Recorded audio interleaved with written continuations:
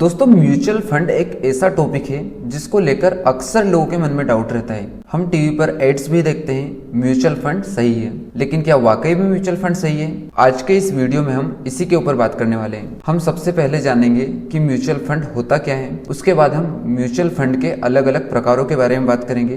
तो चलिए बिना किसी देरी के वीडियो को शुरू करते हैं और सबसे पहले जानते हैं कि म्यूचुअल फंड आखिर होता क्या है। हम इसे इतने सरल शब्दों में जानेंगे कि कोई भी पर्सन आसानी से समझ पाए। म्यूचुअल फंड दो वर्ड से मिलकर बना है, पहला है म्यूचुअल और दूसरा है फंड। यहाँ पर म्यूचुअल का मतलब होता है पारस्परिक या फिर आपसी, और फंड का मतलब होता है निधि या फिर पैसा। अगर हम इसे एक साथ देखें तो इसका मतलब निकलता है आपस में इकट्ठा किया हुआ पैसा। प्रत्येक म्यूचुअल फंड में कुछ फंड मैनेजर होते हैं जो कि उस म्यूचुअल फंड को मैनेज करते हैं। जो भी इन्वेस्टर्स के द्वारा इन्वेस्ट किया गया पैसा होता है वो फंड मैनेजर ऐसी जगह इन्वेस्ट करते हैं जहां से अच्छे रिटर्न्स मिल सके। अब ये तो बात हो गई म्यूचुअल फंड की। अब बात करते हैं म्यूचुअल फंड के प्रकारों के बारे में। म्यूचुअल फंड को मुख्य रूप से हम तीन चीजों के बेसिस पर अलग अलग प्रकारों में विभाजित कर सकते हैं। पहला है स्ट्रक्चर पर आधारित म्यूचुअल फंड, दूसरा है एसेट क्लास पर आधारित म्यूचुअल फंड और तीसरा है इन्वेस्टमेंट गोल्स पर आधारित म्यूचुअल फंड। सबसे पहले बात करते हैं स्ट्रक्चर पर आधारित म्यूचुअल फंड के बारे में। स्ट्रक्चर पर आधारित म्यूचुअल फंड्स को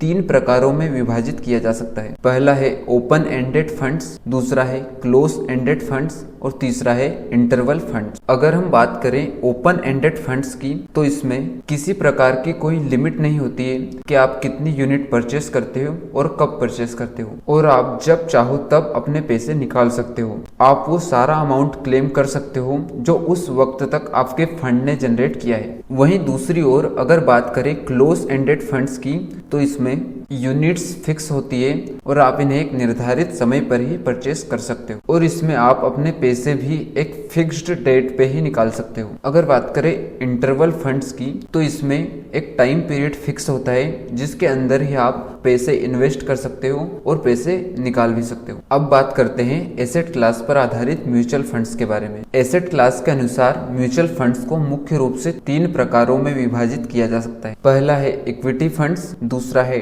डेब्ट फंड्स और तीसरा है हाइब्रिड फंड्स। अगर हम बात करें इक्विटी फंड्स की तो इसमें पैसा किसी भी कंपनी के शेयर्स में यानी कि स्टॉक्स में इन्वेस्ट करते हैं और इसमें रिटर्न्स उसी के अनुसार मिलते हैं जैसे कि उन स्टॉक्स का परफॉर्मेंस रहता है। यह फंड्स बहुत हाई रिटर्न्स भी दे सकते हैं, लेकिन इनमें रिस्क भी उतनी ही ज्यादा होती है। इक्विटी फंड्स को भी मुख्य रूप से तीन प्रकारों में विभाजित किया जा सकता है। पहला है लार्ज कैप फंड्स, दूसरा है मिड कैप फंड्स और तीसरा है small cap funds. Large cap fund वो होते हैं जिनकी मार्केट कैप 20,000 करोड़ या उससे ज्यादा होती है। मिड कैप फंड वो फंड होते हैं जिनकी मार्केट कैप 5,000 करोड़ से लेकर 20,000 करोड़ तक होती है, और स्मॉल कैप फंड वो फंड होते हैं जिनकी मार्केट कैप 5,000 करोड़ या फिर उससे कम होती है।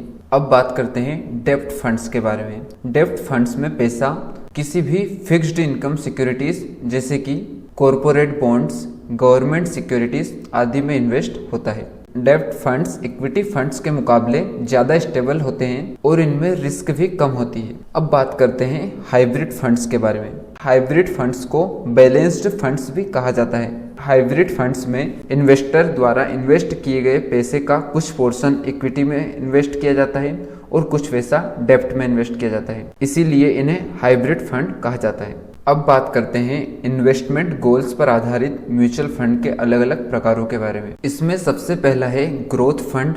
ग्रोथ फंड्स ऐसे फंड होते हैं जिनमें पैसा हाई परफॉर्मिंग स्टॉक्स में इन्वेस्ट किया जाता है। दूसरा है tax saving fund. Tax saving funds में अक्सर पैसा कंपनी सिक्योरिटीज में इन्वेस्ट किया जाता है और इन फंड्स में इनकम टैक्स एक्ट के सेक्शन 80C के अनुसार कम से कम 3 साल के लिए इन्वेस्ट करना कंपलसरी होता है। तीसरा है liquidity based funds. Liquidity based funds में हम शॉर्ट टर्म के लिए इन्वेस्ट कर सकते हैं क्योंकि ये दूसरे फंड्स के मुकाबले लेस वोलेटाइल रहते हैं। चौथा है capital protection funds. Capital protection funds में पैसे का maximum amount fixed income securities में इन्वेस्ट किया जाता है और बचा हुआ कुछ पोर्शन इक्विटीज में इन्वेस्ट किया जाता है। पांचवा है fixed maturity funds. Fixed maturity funds में पैसा डेब्ट में इन्वेस्ट होता है और इनका मैच्योरिटी पीरियड फिक्स रहता है। और छठा है पेंशन फंड। पेंशन फंड्स में लंबे समय तक इन्वेस्ट करने के बाद रेगुलर रिटर्न्स मिलना शुरू हो जाता है। पेंशन फंड्स का पैसा अक्सर हाइब्रिड फंड्स में इन्वेस्ट होता है। ये तो बात हो गई म्यूचुअल फंड्स के प्रकारों के बारे में। अब बात करते हैं क्यों म्यूचुअल फंड सही है। तो इसके लिए मैं आपको